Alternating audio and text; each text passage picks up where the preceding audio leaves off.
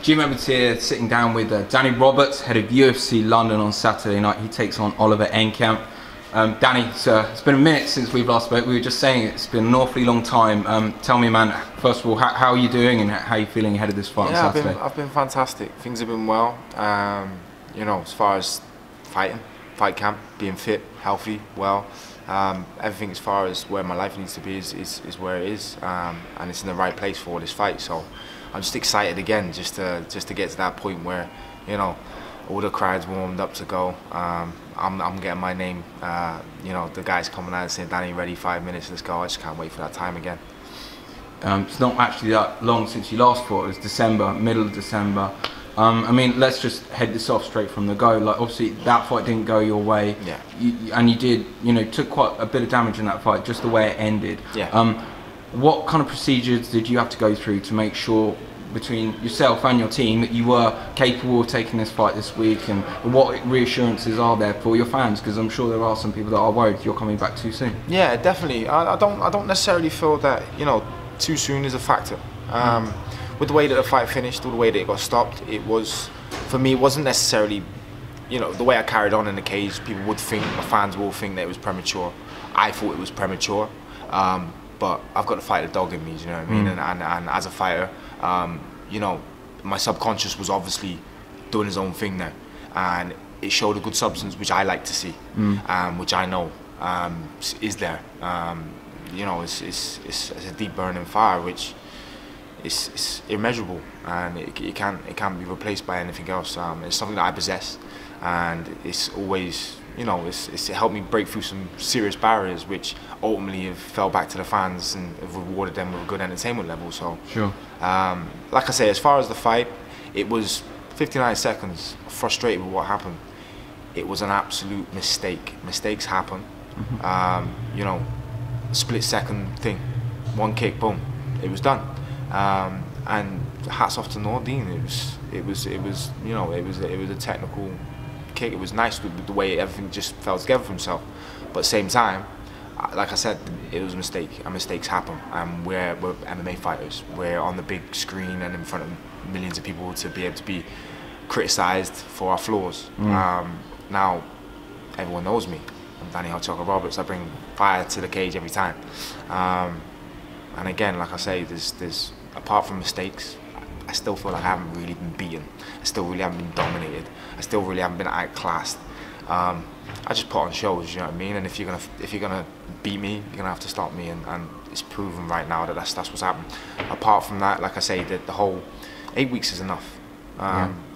We got the UFC now, they have their medical doctors and that, and yeah, I only got cleared for 45-day sanction, so everything was good after that. Yeah, cool. I mean, after that defeat, like, did it kind of ruin your Christmas? I can imagine it was only 9 days later, right? In the holiday season, like, were you thinking about it? Oh, or? Definitely. But again, this is something that I will always say to people, and you know, that we can, attribute-wise, we can take massively from fighters. There's a lot of things that we can take from our professional life into our real life, you know, the life that we live. And this stuff is only going to make us stronger.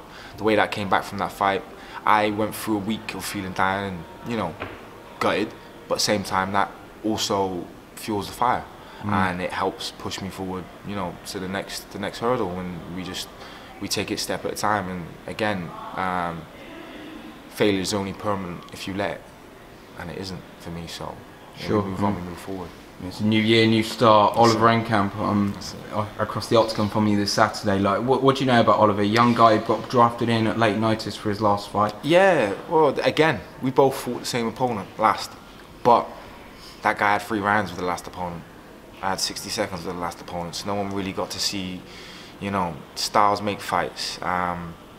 Again, I think stylistically, I believe from what I've seen, that it's a bad matchup. I believe what I bring to the table, the heat that I bring to the table, is an absolute bad matchup for this kid. Technically, he's wonderful. He's skilled. He's smart. He's proven he's got cage IQ. But in every area, I just feel that I edge it. I feel that I have a little bit more, and I feel like he's really going to struggle when I start to open up. how have you kind of prepared for this fight? I know you were training at Hard Knocks 365. Like, how quickly after the new year started did you kind of head back there and get straight into camp? Yeah, well, luckily enough, like I say, with what happened with the last fight, and obviously me having that little time over Christmas, then getting straight back to work, it was a case of, you know, 2.5 weeks off. So I wasn't even out of shape by the time I hit the gym again.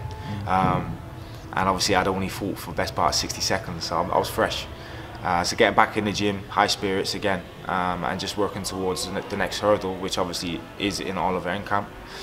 We then kind of summed it up, and like I say again, we like to look at our fights and like play some out stylistically, and I just feel like there's so many things with what this kid brings to the table is gonna, you know, will get exposed when it comes to fighting me in the cage. Sure. And like, who at Hard Knocks have you kind of been working with? What trainers, what training partners as well? Kamar Usman's been a massive training partner for me as far as my wrestling development and stuff like that. Me and him have got a real strong bond at the moment, and as you know yourself, he's up and coming. He's definitely going to be one of the best in the 170 division, and his wrestling is formidable. It's something that, you know, I train with that guy every day. I don't just fight him for 15 minutes and get beat. I know what he's like on a daily basis, and he's a very, very tough guy. Sean Soriano striking, Henry Hoof, Greg Jones with wrestling. On a collegiate level, there's certain things that Greg Jones brings to the table and provides, which is information that I wouldn't know, being a UK fighter, being a European. So again, it educates me, it makes me wise, it opens my eyes to different areas and different situations that could possibly arise during a fight, and how I'm going to overcome them scenarios, you know what I mean? So yeah, everything as far as development wise is perfect. It's just a matter of going in there and just making sure we execute the game. Yeah, sure. I mean, I've covered fights with you in the UK, in Vegas. Of course, you've been to Canada as well. Like, what do you actually prefer? Do you like the home crowd behind you, or does it sometimes just take the pressure off a bit if you're in foreign soil? Yeah, no, I wouldn't say that. It definitely takes the pressure off if you're on foreign soil, in the sense that, regardless, you're not there to prove anything to anyone. I am me. I've been doing the job that I've been doing for 15 years, so I'm not gonna divert or change it now. But ultimately, yeah, I've had a lot of belief, and I've been ambitious from a young age. You know what I mean? And all of that amounts in some way, shape, or form pressure, whether it's good or bad. Now, for me coming back to the UK, I always believed there's a good pressure. I believe that, you know, last time I was in the UK, probably should have had a knockout of the night bonus. The time before that, probably should have been a fight of the night bonus. I believe that I entertain, and ultimately, you know, it's part of my substance. It's something that I can't really change. As much as we can refine skills and we can do what we can do, everyone's got to understand that it's a fight, and the fight's there, and with fights, there's risks. The two people that are stepping in the cage are taking risks straight away, so I don't feel like it's necessarily a massive thing as long as we execute the finishing goal. Sure. I mean, the welterweight division is known for being one of the most top heavy in terms of it's absolutely stacked. But there's also a few UK guys coming up through the ranks alongside yourself. Like, when you kind of compare yourself to Darren and Leon and maybe some of the others, like, where do you kind of put yourself in that kind of mix? It's hard because, like, at the same time, the rankings are there. Obviously, they're formulated for a reason. And with a lot of these guys, they're UK guys. As good as family, do you know what I mean? So I've got nothing but respect for these guys, and they're doing something for us and putting us on the map. So again, hats off to him. Leon, very skillful guy. Darren, very, very skillful guy. And I both believe that in their own right they're going to achieve massive things. Our division is stacked, but I also wouldn't want to be in a different division or any other division, because I want to test myself the most truest way possible, and that's to have the toughest fights, the biggest fights, the hardest fights, and yeah. You know, like I say, apart from a couple of mistakes, which wild cards or whatever, change of fight, opponent last minute, we're still here to fight, we're still here to do a job, and you know, I'm never someone that's gonna just sit back and wait for the perfect moment to jump into the spotlight. Sure. You know, I'm gonna make sure I build the foundations and plant the seed from early, do you know what I mean? Sure. I mean, when you think about this fight on Saturday as well, when you kind of play it in your mind, like, how do you kind of see this one ending up? Like, when you imagine it, when you're in bed at night, like, how do you see this one ending? Yeah, it's, you know what, it's one of them people don't understand, but listen, I'm sick of seeing Oliver Enkamp's face. He's lived in my head for the last 8 weeks, the same way that is with any other opponent. I go to bed and, you know, I close my eyes and start to visualize, certain sensations start to peak, but I also see things, and also see the things the way they're going to play out. You know, we've been doing things for like the last 8 weeks stylistically towards one person, so it's very much, it's an enjoyable time, because it's you know, you're heightening your fitness, your strength, your ability, your mental capability all comes in together at one.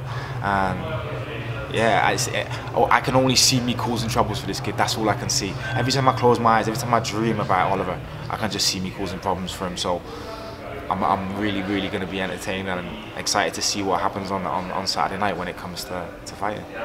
I guess, like, you've got to fight early on in the year here. It's only March. When you think about the rest of the year, like, how do you kind of plan it out? How many kind of fights do you want? What do you want to actually achieve by the end of like 2018? Thing is, I've always been an active fighter. I've always been someone who's persevered and been ambitious to what I want. So I'm never going to take that backward step. For me, easy 4 fights a year, I'd love that. Now between, like, say, Sean Shelby, Dana White, the UFC, whatever they can put on the table for me as a UK fighter, they know I'm going to bring it. They know I'm going to dish it out. So again, 170 division, stacked. They can put me against whoever they wanted, time and time again. You probably wouldn't see me fight the same person twice, right? Because we've got that many. So you know what I mean. There's styles make fights, and entertainment is what this business is. So yeah, I'd love to fight again in the UK this year, definitely, and again twice before the year finishes, without a shadow of a doubt. Sure. Just lastly, I see all the time you've got a very vocal support of fans, especially on social media. Like, what's kind of the message to them ahead of kind of Saturday night? Come Saturday night, I just want to say to everyone that you're going to have to be there, you're going to have to watch, you're going to have to tune in, UFC Fight Pass. I love and adore all the support and the attention that I get, because ultimately, from what we come and what we want to present, I'm just an ordinary guy, you know what I mean? I'm not one special. I'm just like the 9-to-5ers that are watching this right now, and I'm trying to prove something for the everyman, do you know what I mean? That we can become something. We have got deeper inhibitions, and you know, we can be great. We can all be great individually, and that's my task as a UK fighter and as Danny Roberts. Great stuff, Danny. Thanks for your time, man. Best of luck on Saturday against Oliver Enkamp. It's on UFC Fight Pass on March 17th at the O2 Arena. Cheers. Appreciate your time. Thank you very much. Cheers, man.